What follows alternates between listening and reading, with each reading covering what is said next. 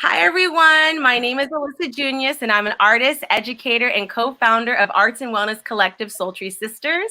Our mission is to empower communities of color to live vibrant and shine bright through soul care, creative expression, sustainability, and collective healing. We are community partners with the Hill Street Country Club, and we enjoy creating programs, events, and workshops in our hometown of Oceanside. Thank you, everyone, for joining us tonight. Feel free to share in the comments where you are tuning in from. We want to hear from you. Today, we're hosting a community conversation centered around radical soul care. And here at Soul Tree, we define soul care as anything that helps us connect to our mind, body, and spirit. Most be familiar with the term self-care, and we wanted to intentionally separate ourselves from that term because it has too often been co-opted by the wellness community to promote consumerism. And for us, we believe self-care can be as simple as a walk, listening to your favorite playlist, or finding a quiet space to read a book. And Angela Davis coined the term radical self-care and said, anyone who's interested in making change in the world also has to learn to take care of themselves. And for Soul Tree, we believe soul care is a practice of self-preservation, but for sustainable change, we have to be radical about it. Again, according to Angela Davis, that means grasping things at the root. And for Soul Tree, being radical means creating from a space of wholeness and centering the work that we do on collective healing. Throughout this community conversation series, we are speaking with some of the local artists and leaders who are part of the Hill Street Country Club community. During these discussions, we will be sharing different ways we individually sustain ourselves and the different roles that we play in supporting social change within our communities. Tonight, I'm so excited to have Dinah Poellnitz on for tonight's conversation. She is an artist, community organizer, and co-founder of the Hill Street Country Club. Hi, Dinah. Hi, everyone. How are you doing? I'm doing really good. Just, we're in the purple phase again. So everything's shutting down and people need to go home again. So I'm learning how to say no to hanging out and coming by real quick and have some coffee with you and share lunch across the way. So yeah, I'm just marinating in my roots.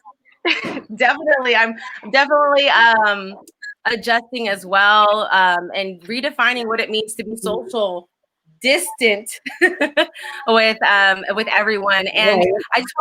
I want to remind everyone that for this hour we are dedicated to learning more about Dinah and her work in the community and how she continues to sustain herself through the movement. So thank you everyone for joining. Again, we want to know where you're tuning in from. So please use the comments to interact with us. This is an interactive community conversation. And the last 10 minutes, we are going to open up for a Q&A. It's for you to all to ask Dinah questions about her and her work. Otherwise, we're just going to push on with our community conversation. So Dinah, I first want to start off this by allowing you to briefly introduce yourself to the Sultry Sisters and Hill Street community. Hi, I'm Dinah Poellnitz. I'm one of the co-founders of the Hill Street Country Club in downtown Oceanside. I act as a curator and a development director, events coordinator. I wear a lot of hats at the Hill Street Country Club, which is a local art space. We focus on local artists. About 88% of our artists are from North County area. About 70% are BIPOC artists, young emerging artists. Artists from our local junior college, our Cal State San Marcos, and some artists from San Diego. And we do a lot of programming centered around a cultural message that art is personal, communal, and universal. And so that's our cultural vision for the arts. We really believe that your personal story, your message is a communal story that contributes to the universe. Love that. And we just want to say shout out to Amarachi. Amarachi's in the house. She's with us live. She is tuning in from NBC. Hey, Amarachi. She's also an artist as well. So thank you for joining us, Amarachi. Hi. That's Maxwell. That's the son. Get out of here. Okay. Oh, I love it. So cute. And then we have Tony, the other half of Soulcare Sisters, tuning in from DC. Hi, Tony. I can't wait for you to meet Tony, Dinah, when she gets here in November. Looking forward to that. Me too. I'm looking forward to it. So the first thing I want to ask you is, what does radical mean to you? Radical to me is living in your truth and not letting it sway you. You know, not letting like outsiders come in and manipulate, but just like really living in your truth and owning it. Like it took me a long time to get into this position to where I trust my truth now. So like trusting your truth will like liberate you on a whole nother level. Because when you're in your truth, you're always on the right side. Always.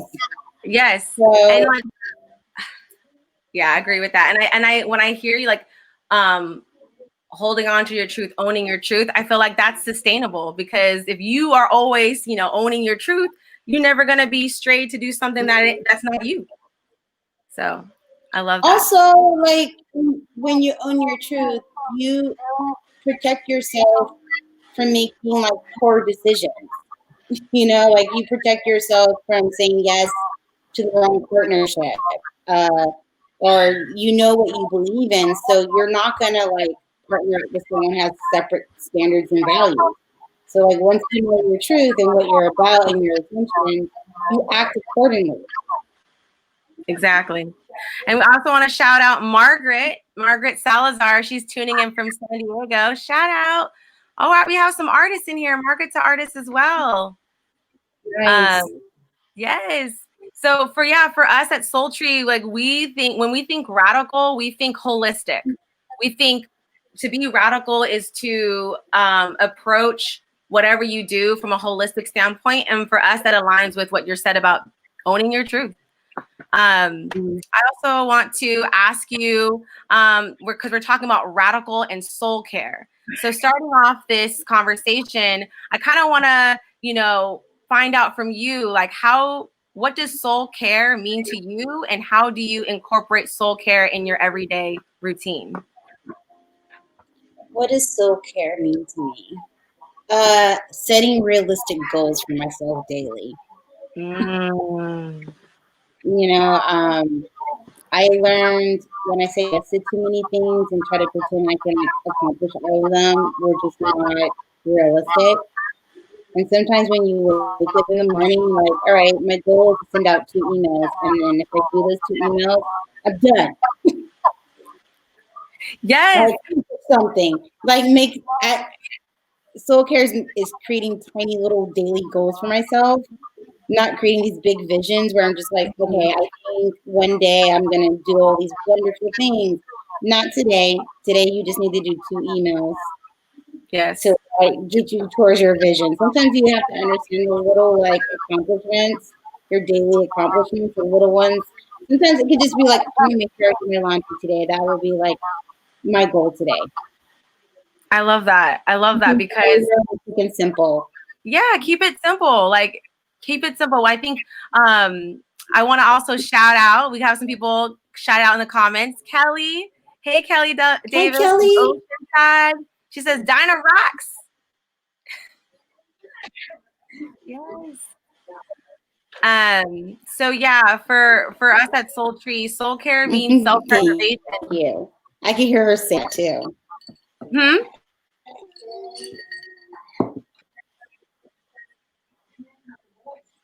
Yeah, soul care means self. I think we're kind of having a little bit of lag. I said soul care is like self-preservation, and part of self-preservation is being realistic with goals. So I agree with you 100%. So as Soul Tree Sisters, we talk about building a wellness ecosystem. And that ecosystem, we identify various soul care practices that fulfill different needs, our basic needs, stability needs, community needs, and spiritual needs. So speaking about like building a wellness ecosystem before we dive into the social change ecosystem, what does your wellness ecosystem, when you think about building a soul care package for yourself, what does that consist of? I didn't hear that. um, I didn't hear that. You paused for a second. When it comes to building a wellness ecosystem, like to preserving yourself and sustaining yourself, what does that consist of for you when it comes to fulfilling your basic needs, stability needs, community needs, and spiritual needs? Well, it goes back until like my personal and communal and universal message, and what I define as my personal message in the world. And I just make sure that those I surround myself with respect that message and find their community place in it. You know, I believe that dynamic to everything. And so, you know, part of my ecosystem is making sure my dynamic reflects my perspective. That means my friendships, the institutions I associate with, you know, how I'm interacting with my children, like all those things are connected. Yeah, I agree. And everyone plays a role. It's all connected. Exactly. Mm-hmm.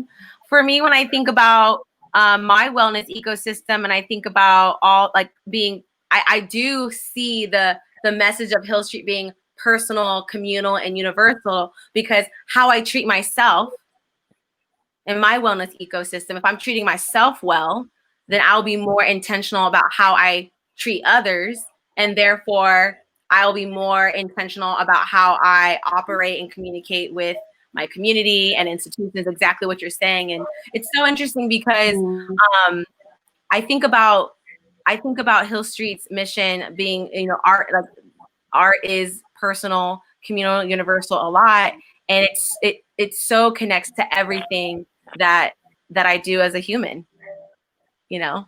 So I love that. Well, it's interesting because you know, we're focused. We use art as a tool, a language, to educate, to nurture, to communicate. You know, like art is just a tool, and I always tell all my artists, it's like art is your language to tell your story and tell your message. And I am really into social and racial justice, you know, change in my community. Starting Hill Country Club was selfish. I wanted to see more people that look like me, you know. So that's why I started Hill Street Country Club. Like, why aren't there more Dinahs? There should be more of us. I mean, I feel like that is why, like, for like you wanting to start Hill Street Country Club and Sultry Sisters wanting to start, me and Tony wanted to see more of us in the wellness community. You know, we got tired of going to all these yoga events, these wellness events, and not seeing anyone who looked like us. You know, and then we went to a big wellness convention in Palm Springs called Wellspring, and we could only afford, Dinah, to go to one day because it was so expensive. It was like almost $300 to go one day. And we saved our coin. We got an Airbnb for one night, and I think it was like maybe like less than $200 to go. But then we also had to pay for the Airbnb. And we did all this work to get to this wellness convention because we're like, Dr. Chelsea Roberts is going to be there. There's going to be all these like Black wellness leaders that are going to be there, and it's going to be bomb. It's going to be amazing because we went there because there are people that look like us on the main stage. So we're like, yes. And we get there, and there's like not a lot of people who look like us, and everyone who we saw that was going that looked like us, they all got scholarships to go there, and we were like, where was our scholarship? And we realized that like you either to get to this convention, you either paid full price because you can afford it, or you were scholarship. Yeah. And me and my sister were in the middle, and we're like, well, we can only afford to go to one day. So that's really what kind of opened our eyes to like, hey, I think it's time for us to do something on our own. So can you go a little bit more into depth about like why you started Hill Street? I understand someone to look like you, but I really want to like know. Give me the tea. Well, so like my business partner, Margaret Hernandez, we were both docents at the Oceanside Museum of Art together in the education department. And we met Julia Pfister, who is one of our mentors who encouraged us on this journey. And she was just a volunteer. She started the Art Quest program for fifth graders of Oceanside. Would visit the museum one time before they move on to junior high school. And you would get a docent tour of the current exhibition. Then you'll get some type of like workshop exercise. And then there's a nice little Q&A at the end, and we discuss the art that we've seen, and we have a discussion with the fifth graders. And so about 80% of the students that attended the Art Quest program, it was their first museum visit. So a lot of these kids were visiting the museum for the first time in fifth grade.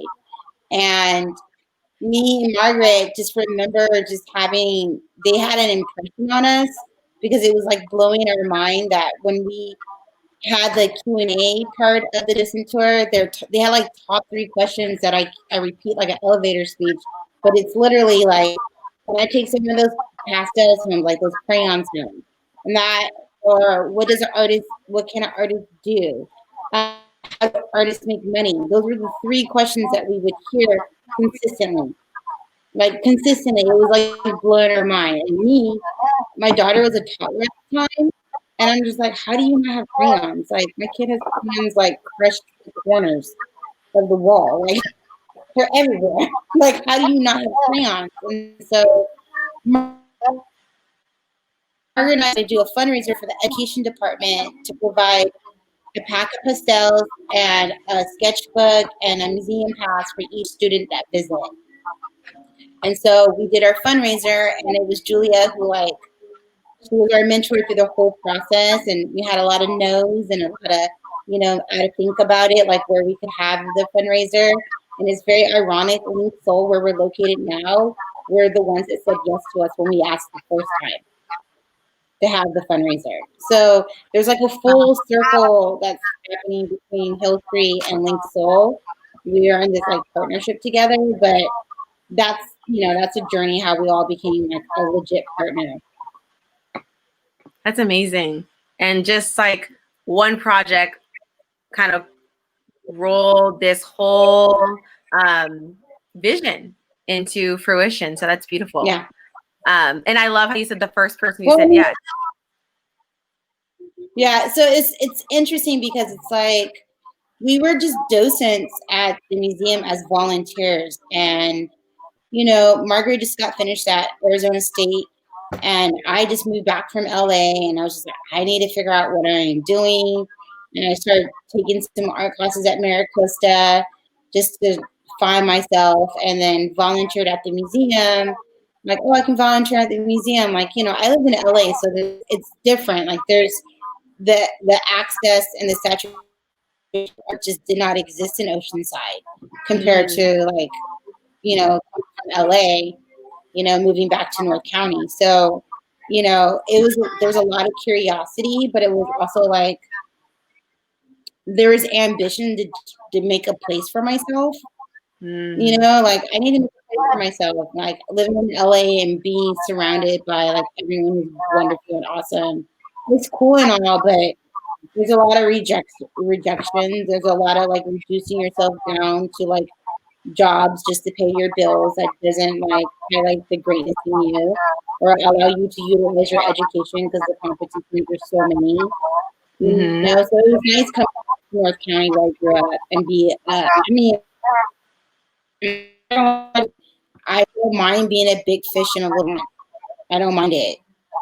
So because that's just like where you have the most, that's like everything's local. I look at that as everything local. Like, this is an opportunity to be effective, and No, make change. Oh, 100%. I think this is a beautiful way to segue into the next part of our conversation, which is talking about building a social change ecosystem to promote community building. And so, everyone who's tuning in today, if you're just tuning in, welcome. We are talking about radical soul care. So, the first part of our discussion, we were talking about how we sustain ourselves. What do we include in our self-care routine? How do we prioritize healing ourselves in order to contribute to our community? So now we're talking about Deepa Iyer's social change ecosystem. So I'm going to pull that up for everyone to see.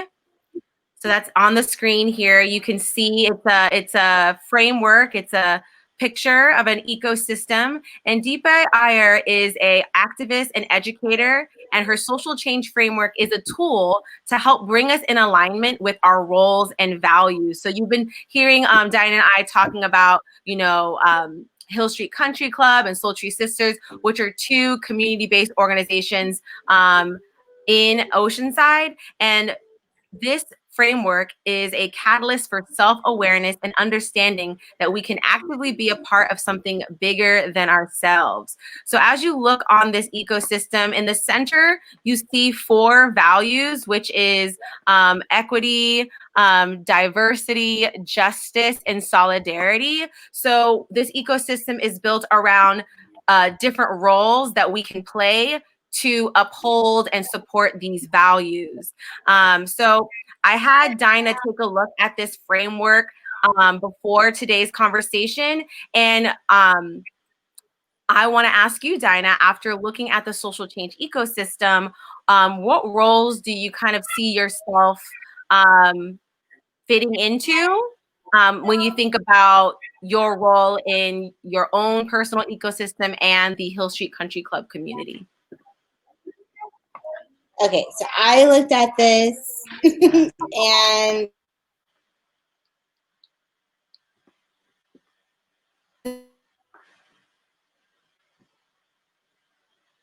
the dots, and the community connections to be more effective. That's just like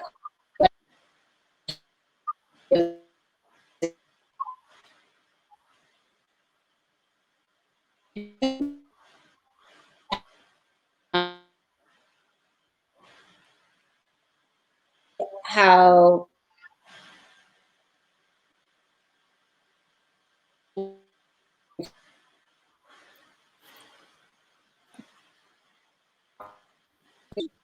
with my practice.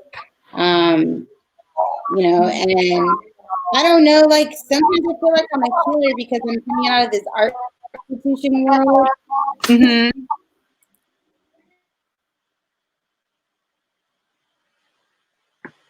It's in main. Sorry. Yeah. You know what I mean? Mm-hmm.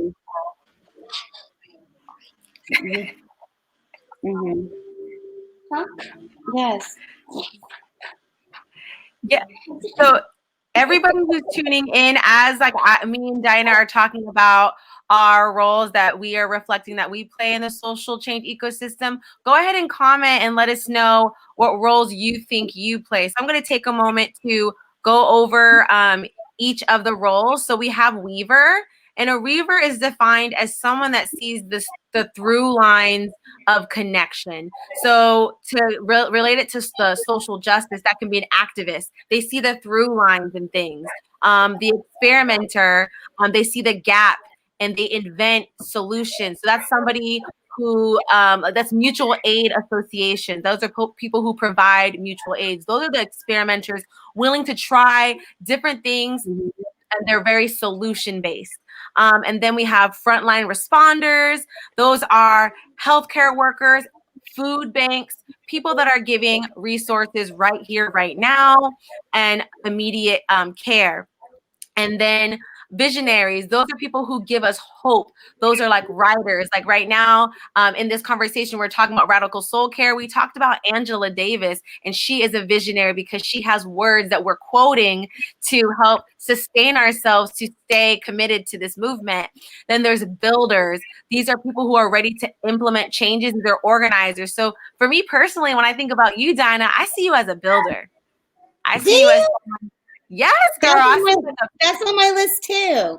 Yeah, I see you as a builder. You're an organizer. I remember, you know, when I had an idea and I first met you in January and I told you about Soul Tree Sisters, you're like, let's go.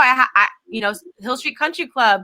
Go ahead, have your event. Let's go. That's an organizer. That's someone who's ready to help connect people and build. So I definitely see you as that. And then caregiver, that's people making masks right now, people who are taking care of those in need. Those are caregivers, people who are leading prayer circles, restorative circles. It's not just related to just people who are nurses, caregivers, or anyone who's giving care, emotional support. And then disruptors, those are people who are shaking up the status quo, people who speak out. Dinah, I see you as a disruptor too. I see myself there for sure. When I think of I think the D is for disruptor in Dinah, okay? Capital D. Dude, that D is so bold. That big D energy. D from disruptor, y'all. We like to keep it real. We just getting warm, y'all. We getting warm. So I definitely see you as a disruptor. And it's what's really interesting, Dinah, is like seeing you as a disruptor kind of woke up the little tiny D in me. We all got it. We just there. It's waiting for us. Exactly. And then we have healers. And I think you touched on this. Healers are people who tend to trauma.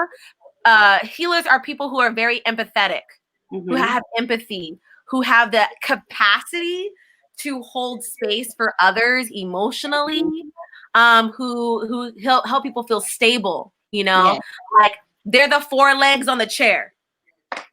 That's a healer, you know, they got all the little things to hold us up. Then we have storytellers. They document the current times through art, music, and movement. So I see, you know, we had Johnny on our talk last week. He's a storyteller through his photography. You know, you're a storyteller as well through your art. And I feel like all artists are storytellers. Yeah, we are all artists in all different forms. Yes. That's why that's why you have to be careful with the artists. We might tell a story. We not only tell stories, but we read nuances quite easily. Yes, we read. Yes, read really well. And then the last role is guides. These are people who have discernment. They have the wisdom. So these are people that, you know, you can talk to and they'll give you like that one word, like or that one phrase, like it's going to be okay. They got discernment. They don't let you worry about something you don't need to worry about. They're the people that give you that truth serum. Like they might not tell you like exactly what you need to hear, but they'll put you in that direction and they'll kind of guide you through not so many words. So I want to, you know, ping this to our audience, those 9 of you who are 10, 11, it's old, going up. If you're joining us right now, we're talking about the social change ecosystem. It's a framework created by Deepa Iyer, and we're just going through the roles. And we want to hear from y'all. What roles do y'all think you play? We had Amarachi comment already. Shout out to Amarachi. She says, I'm in between caregiver, helping families in childcare, and storyteller as a visual artist. Nice. Beautiful. That's beautiful. Yeah, Amarachi, she has a childcare business, and she's also a beautiful visual artist. I'm gonna take one moment to promote Amarachi real quick. Oh, here we go. See this bag right here? Let me see. This bag, this was made by Amarachi. Oh, wow. It's art in a tote. Oh, wow. Nice. It's beautiful. Yeah. So shout out to Amarachi. I like that. I feel that. And then we have, beautiful. Yeah, beautiful Amarachi. I love it. It makes me feel good. Like I love wearing art. And then we have Kelly. Can we fit in more than one? Yes. So the answer is, when it comes to the social change ecosystem, if you have the capacity to play all the roles, hats off to you, and you can play many roles. And also, we can be in different roles in different seasons. You know, right now, some of y'all might be caregivers because y'all can sew and y'all making masks. You know, some of us are like builders, you know, that are like, hey, I have a space, come and I can, you know, provide that shelter for you. Exactly. And so Kelly says, can you fit more than one? I'm feeling visionary. A visionary story weaver. Ooh, part storyteller, part weaver, part visionary. I can definitely see that. Oh, and then Tony, who commented, also you can shift roles depending on the context and changes with time. Yes. Absolutely. And I also want to say, like, when we're talking about sustaining ourselves in a movement, we're talking about being able to shift and in community be able to play different roles, because sometimes we can't be that visionary, you know. Sometimes we need to be something else. So I wanted to ask you, Dinah, when you think about maybe the past 8 years of having Hill Street. Hill Street's been here for 8 years. Is that correct? Yes, 8 years. Yes. I want to ask you, when you reflect on this social change ecosystem, were there certain hats you started with that you don't have anymore? Were there certain hats that you have now that you didn't have? When you reflect on those 8 years, where can you see the different roles you played? I feel like I've been playing the same roles. I believe in ecosystems naturally, and I'm very content knowing where my place is in that ecosystem at that time. I feel like I do switch roles. So it's interesting, like, people can come at me like really fast, and I'm just like, I can appreciate your work as part of the ecosystem. And I've always had that type of mentality starting this, because you have to think about it. Like, I come from working class roots, and I'm Black in the arts. So I don't come from generation wealth. You know what I mean? I don't have parents that are fluent in the arts. I don't have all those like resources and accesses. So I have to I have to create it for myself.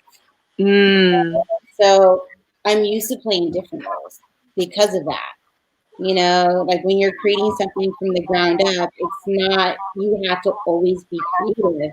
And part of being creative is being real with yourself and understanding what your task is in that moment in time. So that mentality has sustained with me. But what has changed now is that I'm able to like clarify my message and my vision, and I have more clarity now than I did 8 years ago, and it's more it's stable and it's strong, like my vision and how this ecosystem should work.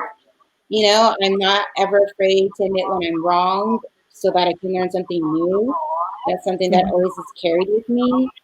And so now I'm understanding, like, okay, if I believe in all of these changes and these social changes and I want equality, I can't be over here holding this autonomy that I have.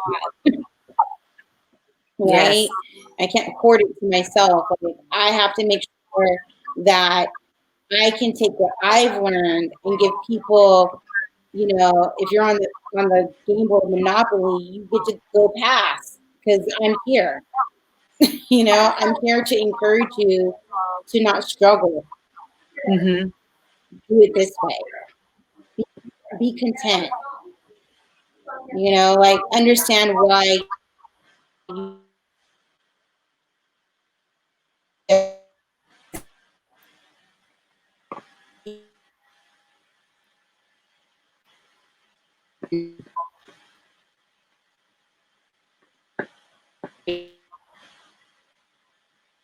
like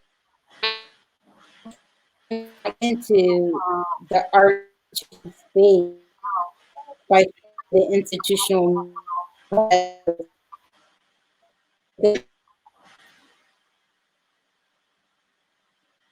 so could have a space to belong to. I love that.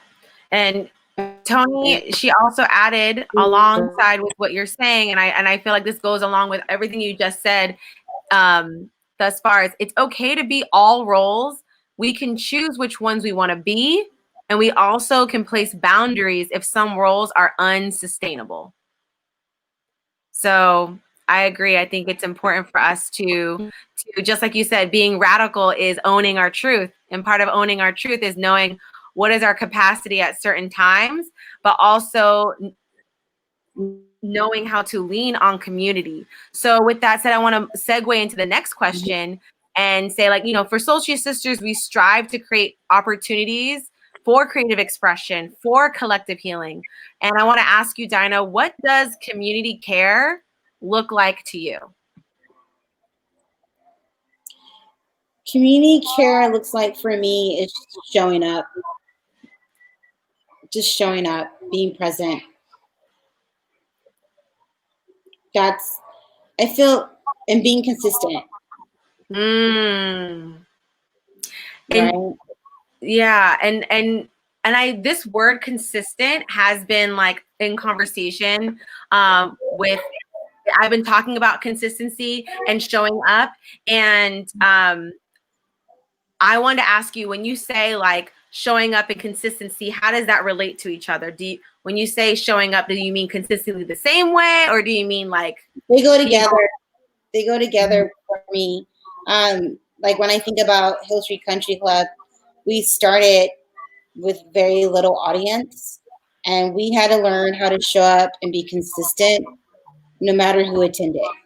That was something that we learned how to do. Like sometimes we had events where there were 5 people. Sometimes we had an event where only 2 show up. Sometimes we had an event where there's like 100. But at the end of the day, like, I consistently show up when I decide to put my work out there for the community. I love that. I mean, Tony, she's in this chat, right? She's in the live chat right now. And that's how Soulcare is too. Like when it comes to community care, collective healing, when we have it, it's for anybody who shows up, who needs it. Like we're here, we're showing up because someone needs it. Even if that's just us. Even if it's just me showing up. Huh? I'm like, if it's just you two and you just like marinate in this moment and you just think about like the vision and why you're doing this, because, like at the end of the day, like, know your community, know their behavioral patterns, be really honest with yourself. Not every event's going to be like blockbuster and selling all the art and people showing up to hear you. It's not going to be like that. If you're doing these for the right reasons, for the standards and like for the vision and for the change you want to see in the community, the world, you don't get butthurt when 2 people show up. You just be consistent. To the point where they notice you and they're like, wait, they're serious. Let me show up.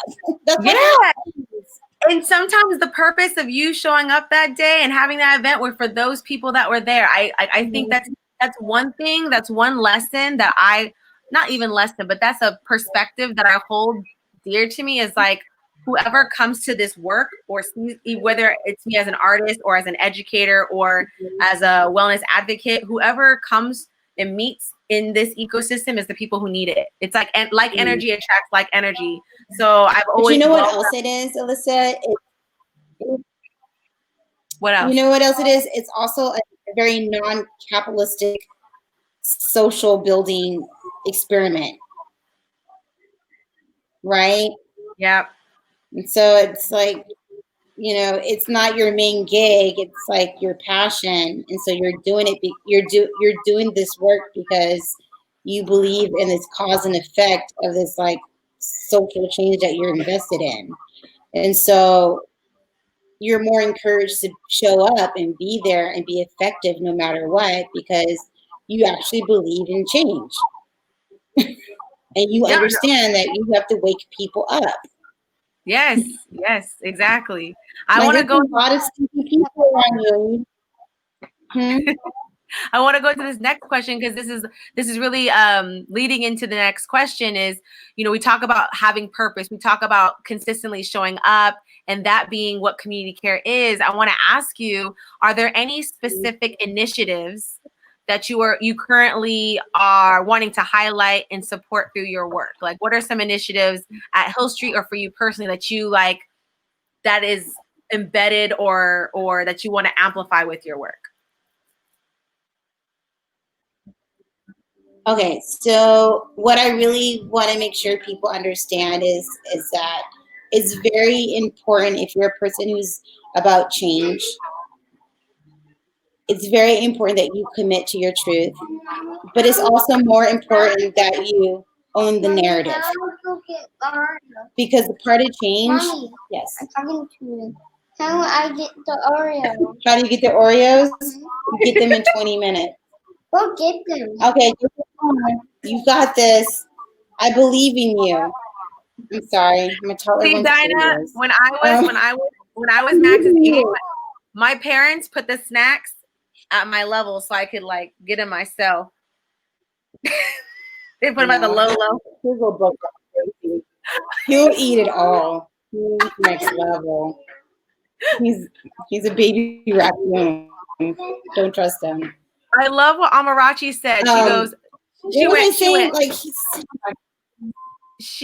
Amarachi said that part, the non-capitalist side of the work I do for community, currently navigating that part. Yes. Yes, it's important to, yes, we all have to make a living. Obviously, we live in a society where one of the currencies is money, but it's not the only currency. Yeah. But what's interesting right now is, like, I remember when I used to live in LA and we used to work with one of my mentors who is a producer, and I was telling him what I was into, and they were just like, where's the money? I was like, I know I'm really good at this. I know I can do this. And he looked at me and was like, you know what? If you know that's your strength and that you're good at it, the money's going to come. Right? And then, like, thinking about this pandemic, like, you're an artist. Are you surviving? Are you surviving right now? You've been placed in survival mode as an artist. Not before, but it's different this time. Something about now is completely different. We're in this moment where we're creating these new normals. Everything's so fluid. Things that people like depended on is no longer like attached to their identity, right? Yeah. And so as an artist, we've been out here trying to be in the structural world and follow all these competitive capitalist ways, and like we've been trying to do all those things. That is gone. That's so. I mean, yes, there's still struggle and there's still stuff that we have to financially commit to, but even that's unsure. Knowing that's always going to be unsure has created like some new autonomy for me to be more creative in this moment than ever before. Yes. Like my work is centered around personal universal. So it's like, oh, people are sad right now. We need to have conversations right now. Oh, I need to keep this moving. Like we cannot keep living this way anymore. Like how do I get other people to listen to me and share this narrative? And I believe if we're about social change, we're about owning the narrative. Like I'm very involved in a lot of other stuff. So yes, it's like I'm in a lot of spaces that are not used to my character and my autonomy, especially as a Black woman, right? They normally see me as identity opportunities, right? And I'm always their identity. And in this moment and part of this like movement, I'm just like, what? What activism as a Black woman is not doing that work for you and going home and taking a nap? Yeah. other work as a Black woman in this moment is like, yes, I am angry, and stop treating me this way. Knock it off. You know, like, I'm committed. Yeah, and and this goes straight into this next question, and I feel like you've answered it already, but just in case it kind of makes you want to answer in a different way, as an artist, why is social change important to you? As an artist, As an artist, do you live in a home? Do you go to the dentist and the doctor? No. How do you think you're not a unicorn? You don't need all the things. And honestly, like, let's keep it 100. Like, artists create authenticity. They build social capital for all these little cities and towns that every city council and planning commissioner is trying to figure out how to bring more tourism. Like, right? they're all out there trying to figure out tourism, and they're over there selling us and not telling us that they're selling us without giving us a seat at the table. Not only not giving us a seat at the table, but like not including our vision and why we create the work we create.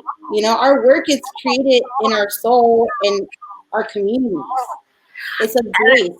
It's a story in our communities. You know.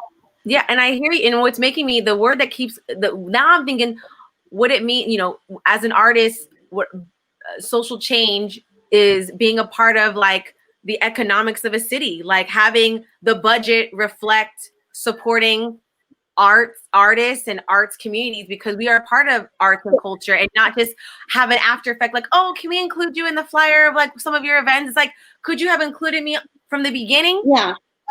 Not just, oh, how about this? How about this? How about while you're doing your city planning and your economic development, how about you think about putting community art spaces in my neighborhood, not in just downtown? Yeah. So like, for me, I want artists to really show up and be consistent and show up to planning commission meetings, show up to economic development meetings, show up when the developers show their models, their little like mocks of what they're going to build. Show up and critique them like you're an art school. They're there for community feedback. I think I've only gone to one, and I was invited by someone, like Joan, who she runs the Friends of Art Cortisone in Oceanside, and she is like, "Oh, you guys are artists. Like, do you guys want to come to developer meeting for their community, like for their signage, so you can get community feedback?" Oh my God, that was the most liberating experience I've ever had. Is to go in their designs, like critique them. And then that stuff shows up in public comments and the reviews. Like, artists, you have an opportunity to critique the people who are designing your city. Yes. Show up to city planning is originally an art form that's been totally ignored. City planning started with artists who had a concept for value of life. And they designed and architect this philosophy, that their utopia that they created in city planning. We no longer have artists as city planners. So you have people who use clip art. Like, I really just need people to show up to their community meetings. I really just need to do that. I really need artists to run for school board. Like, we complain about their in the schools. Well, why don't you run for school board and figure it out? Yep. Yeah. I hear you on that. Always on the and make sure it doesn't get cut, and explain why the art is important. Like, artists, only you and I can discuss the value of art. You can't have lawyers who sit on city councils and mayors and board of supervisors explain the value of art for you. They practice law. Yep. Because at the end of the day, we are all part of an ecosystem, and artists, you need to participate in that ecosystem. So that's why I do. That's like literally why I do what I do. I literally do what I do because I really believe that art is a language. It's an opportunity for people to be vulnerable, tell a story. Because if an artist is coming from like communities of color, communities of working class, even communities of like high income, they're all telling you something personally about themselves. And everyone at the end of the day has experienced pain, happiness, fear, love, right? Those are all universal emotions and feelings, and they all have memories attached to them. So just Yep. imagine if artists were playing their personal memories attached to those emotions. It'd be easier for me to have empathy when I look at your work. And you don't come from the same background as me. So I feel like art is just an opportunity for me to use it as a language to communicate these like human rights, these Yes. personal stories attached to human rights. And so, Yes. like, I really want artists to show up in the places where we're not discussed, but where we're cut, show up in those places and show our capital, our value. And also, you are a voice, you're another language in the community. So, like, show up. That's really what it is. Just show up, be consistent, you know, go to other. It's so valuable to go to other artist shows. You know, like if you in a place like North County, you feel like you're hopeless, like there's no place for you. You know, like show up and go to other people's shows, learn about them, learn about their perspectives, because maybe there's something you don't know about your community when you don't visit other parts of town. Show up to art shows, support artists. Like we are an $888 billion economy. Yep. How are we allowing people who buy art at Ross decide what it is in our communities? I believe I'm right there with you. When I think about being an artist and being a part of social change, I used to think of myself as an artist as like a noun. It's a like I'm a person, I'm an artist. But now after meeting you and being a part of the Hill Street Country Club community and just being around people who are actively engaged in building an arts community, now to me being an artist is like is an action. It's tied to action. It's tied to understanding, and not just understanding like how to create my own opportunities. Because for a long time I would just wonder why this is not like this way and why this is not that way. And instead of just wondering, I've now become tapped into this radical of understanding the root of it, and that is being tied to city planning and city council. So yeah, I just want to echo you on that part, and I want to also highlight Venus Johnson in the house. She goes, preach, not just a seat at the table, but an equal seat at the table when it comes to artists engaging. My family is walked in. Hey fam. When it comes to engaging in our community, I think you answered this already too. When I'm going to ask you this question, like how does building community play a role in creating social change? So how does Hill Street Country Club play a role in the social change that we want to see in Oceanside? Yeah, so I'm involved in a lot of committees with the city. So I'm using my body as a vessel with the artists and the stories that come through our space for all the committees and activism that I am involved in. I'm also like attached to a lot of mutual aid fundraising that happens on, you know, for the last hit. So we're participating, like, you know, like for example, for Johnny's show, we're donating money to the San Diego Bill Fund, you know, and then whenever someone wants to like donate to us, I always make sure that our donation is split between San Diego Black Queer Housing. So I attach myself there. I'm also involved in like political clubs where I organize and help local candidates too. I feel also we have an Oceanside Public Library mobile art workshop program, and that is also centered around our personal, communal, universal message through pictorial like workshops. And so, like for example, Alejandro, our teaching artist, he created a Black Lives Matter Sienna type workshop. So like over 100 people received a piece of a Black Lives Matter puzzle, and they had to put something about how they feel about Black Lives Matter with love and care.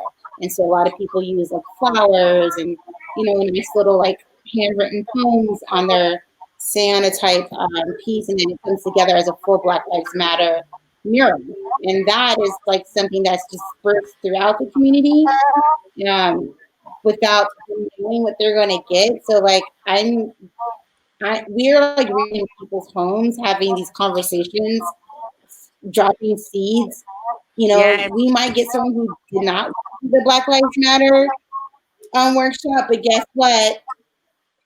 We asked them to do something nice and sweet about it. And if they said no to it, that's their moment to reflect on themselves. But we had that conversation with that person in that moment with hope.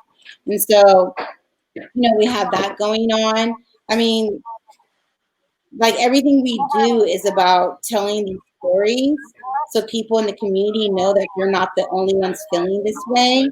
And it's really about building empathy right now, because if we can build empathy, we can get so much more done together. You know, that's literally how I feel. Like if we build more empathy, like imagine if you know, if you care just a little bit about someone's health, you know, or someone being able to stay in their home. Like it just, I want to live in a utopia, you know, and I know it's probably never going to happen. That's part of what you're doing. You're chasing this dream, you know, but you're effective locally when you work in your community surrounding yourselves. Like if you reach your neighbor, you know, or the parent that's dropping off your kid at school, like you create these communities where you have this like personal and communal effect, you know, Yeah, to a universal solution. exactly. And I love how you talked about how part of Hill Street is building that empathy and having a space to practice empathy, because it is an action. It's not like, you know, a fleeting feeling. Like to be empathetic is a practice. And I want to say my recent experience with Hill Street was going and bringing something to the community altar, because I've never participated in Dia de los Muertos. You know, I've heard about it, but I've never participated. So that was a beautiful moment for me to be invited to bring something to the community altar. And I was able to have an intimate conversation with Astrid. She's one of the artists at Hill Street, and I hadn't had a chance to meet her. So again, it was a nice opportunity for me to practice empathy and be a part of the community altar, and also connect with Astrid. And then you were there too. So for me, like, I definitely see and have experienced Hill Street being a place to practice empathy. The first event I went to, I also created my poster that's on my, it's on this side. My little, that's not wrong side. Hold on, over there. My art is activism poster I put over my TV. Yes. And it was a way for me to be engaged in the protest, because at that time my parents are high risk and I wasn't, able to go and march. But I was like, I'm gonna make this poster, and at first I had it like on my car, like in the back of my car, like in my rear mirror. I had it out there for a little bit, and now I have it as a reminder in my room. So I definitely have felt that with Hill Street. I also wanted to ask you a couple of more questions. And I wanted to, this is a question about you being an artist, and how does being an artist play a role in your journey towards liberation? Well, I'm not a practicing artist. I haven't done art since I started Hill Street Country Club for 8 years now. And I normally build these light boxes. And when I do create art, it is for me to tell my story. So I mean, that's literally about me telling my truth, telling my story, being able to share these obstacles. Out here too, I'm going through the same thing, bro. I'm out here. Yeah, I see you. You know, it's like that. And And I felt that when you showed me a picture of your light box, I'm like, I want to see that in person. But in here you talk about the light box that you showed me and how it was personal. But for me, when I looked at it, I resonated with how you use found objects and all the detail. Just hearing you talk about your work really allowed me to have my personal introspection about your artistic process and how that relates to me, and like the objects that I find and why do I pick up that object. So when I went to the beach, like the next week, I'm like, ooh, I'm gravitating towards this. Like, why? And I thought of you and I was like, oh. Nice. I love that. That makes me happy. Yeah. Yes. So, so it's being able to honor your truth and tell your truth and resonate with others. Being vulnerable. Being vulnerable is a strength. That's the best thing about artists is like being vulnerable is a strength.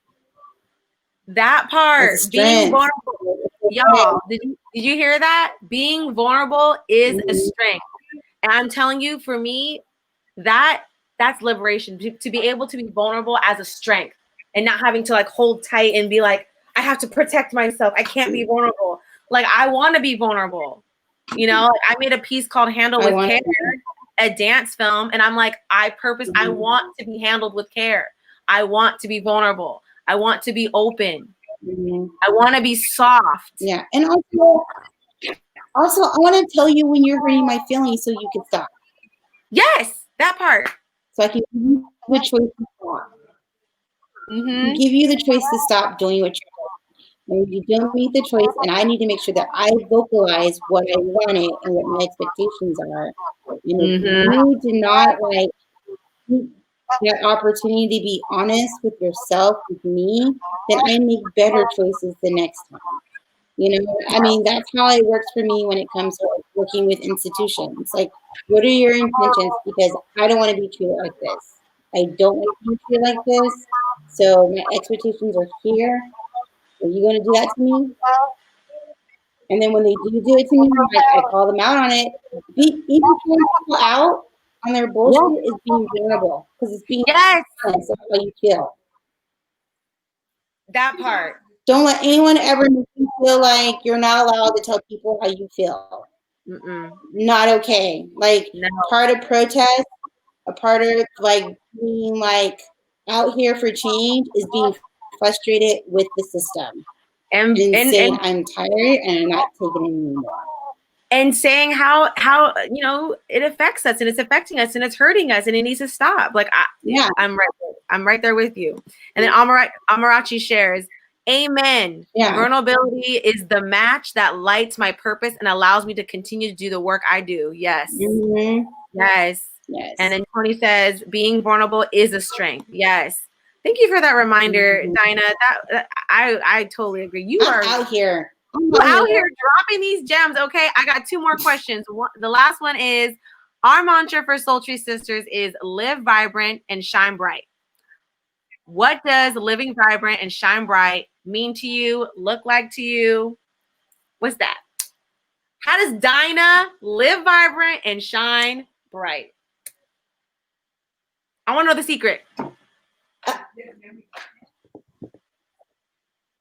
I just practice my autonomy. Ooh, autonomy. Can we go deeper? My autonomy. Practice my autonomy. I practice. I always ask myself, am I making these decisions for someone else or for me? Am I making these decisions? You know, and so like, you know, part of like having my own art space and creating my own institution and believing that everyone should create their own institution is practicing your autonomy. Because your freedom and your autonomy is like, people are not ready for that shit. Like, I'm like, most of the time that I'm sitting in boards or committees, I'm the only person who doesn't have a voice. So I get to say what I want. And not only do I get to say what I want, I decide what are the dynamics I want from it when I choose to do so. You know? Like, sometimes I could be in a space and just like, you know what? Do I have to code switch right now? Because I'm not in the mood for that. That's not me. I want to practice being myself. I don't want to code switch. I don't have time for that. Let's practice my autonomy. And you know what? It has worked for me. Yes. It worked for me. I love that. Like right now that I'm thinking about it. You know, like when I think about it now, like going through this moment right now with the way I do things. Like I have a toddler. He used to come to my meetings, right? Like when I decided to go back to working and doing studio visits and doing events, he used to come to my meetings with me when he was like a baby. And I just be like, look, artist, like I'm bringing my son. You got a problem? Because if you have a problem, we don't have to work together. Because I'm creating new institutional norms. Like I'm decolonizing the institution space. Like I am a woman. I'm a woman with a child. I'm a single mom. So I can't always afford the sitter that I want. So therefore, if you want to work with me, this is what you got, bro. Like this is the normal world. Yes. I need you to accept me in a non-patriarchy like form. Yes. I love that. I love that. Woo.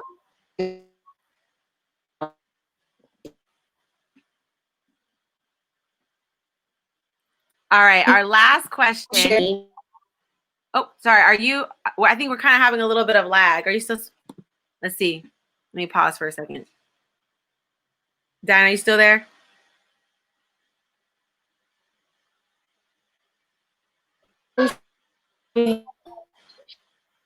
Okay, you're back. Wi-Fi is moving. Yeah, maybe my Wi-Fi is a little.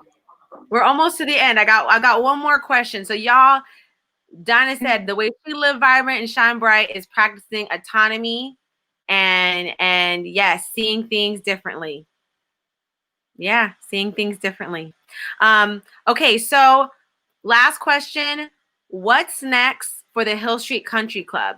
What's the upcoming project? I know we have a new exhibit coming up. So do you want to tell our audience a little bit more about what's coming up? I'm sorry, I missed all of that because my stuff was like turning. All right, so our last question for you, Dinah, is what's coming up next for Hill Street? I know we have a new exhibit, so do you want to tell us a little bit about that?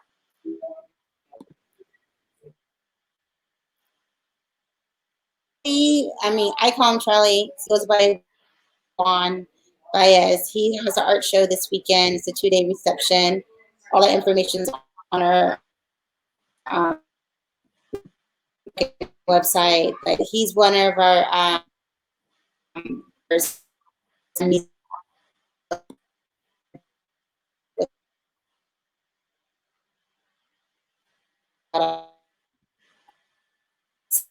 it's going to be a great show because it's very personal about his family and using sustainable like mediums to like make creative. I love how he's using cardboard. I can't wait to see it.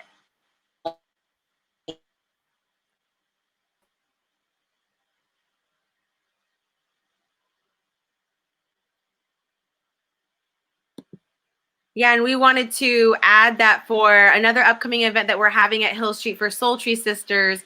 We're having a workshop on November 21st. It's going to be our Radical Soul Care workshop. So if you enjoyed this conversation that we had with Dinah, we're going to be diving deeper in an interactive workshop talking about Deepa Iyer's social change ecosystem and the framework that she uses to define and discuss the different roles that we have in creating social change and building communities.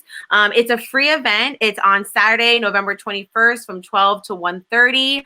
We would love to engage with you. Again, it's an interactive workshop that includes a discussion. We're going to be doing some mindful movement meditation, definitely getting some soul care in there. We'll be journaling and doing some creative writing. If you want to sign up, you can sign up in the link. I think Tony shared it in the comments. Thank you so much, Tony. Dinah, it was amazing having you for this community conversation. We are so stoked on being community partners with Hill Street Country Club. And we look forward to connecting with those of you who are in the audience in the future. We'll be back again next week. It'll be me and Tony, and we will be talking about Radical Soul Care, and we will personally be going through this social change ecosystem. And then on November 21st, we're having a Zoom workshop where we get to meet each other face to face. I know for this live discussion, we're interacting via comments, but for the November 21st workshop, We're going to get a chance to talk. We're going to break out in smaller groups because, because even though we're socially distant, we're going to really center the workshop in getting to know each other and building community. And that means like learning each other's names, where we're from, what we do, and then reflecting on that social change ecosystem within ourselves, within our community, within our country, because we really want to continue the conversation of social change and the movement beyond the election. Because for Sultry Sisters, being a part of the Hill Street community, we've realized that part of the change is within ourselves and within what we do every day, whether that's your radical soul care practice within yourself, or that's showing up, like Dinah was talking about, showing up for our community by supporting local artists, engaging in city council meetings, and really asking ourselves, what do I want to see in my community, and how do I want to engage? Do I want to be a supporter? Do I want to be a healer, a builder, all those things? So we really want to facilitate and support that conversation November 21st. And we'll be here again next Wednesday. I'll have Tony here, and we're going to be talking about Sultry Sisters and hanging out with y'all another Wednesday. So thank you so much, and we'll see you then. Bye. And thank you again, Dinah. I think we had a little bit of a break in connection, but I want to just thank Dinah publicly for being a part of this discussion. She really is an inspiration to me personally. She's woken up the mini disruptor in me, and she's really woken up the activist in me, and how I want to really actively engage as an artist and a wellness advocate in the Oceanside community. So thank you so much for joining us. We will see you next week. Bye.